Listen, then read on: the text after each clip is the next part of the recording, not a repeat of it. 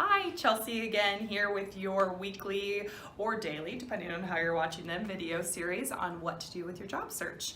Today I want to talk about social media. Almost everyone and their dog, which is actually true, has some sort of social media account, whether it's Facebook, Twitter, LinkedIn, Instagram, Snapchat. And one thing that I hear a lot from hiring managers is, I want you to check their Facebook and any of their social platforms before you send them over to me. Now, I don't know if you knew that or not, so I think that this is why this is so important. And I wanted to give a quick plug for this. If you are not private on any of your social accounts, you might want to consider going to private.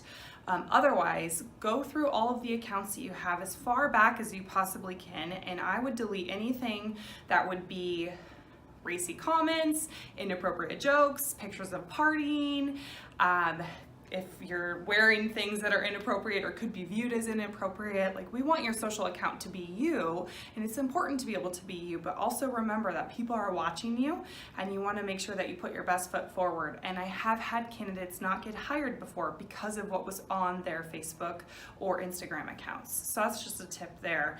And the other thing is, if you are not on LinkedIn, I would consider adding LinkedIn. That's a great way to network with individuals in the professional setting. You can connect with a lot of people that you know. You can connect with recruiters. We post jobs on there. We post a lot of information on there, and it's a great way to stay connected with what's going on in the world too, within professionalism. If you have any questions about how to move forward with that, or what to delete, or if something's inappropriate, please call. We can help walk you through that.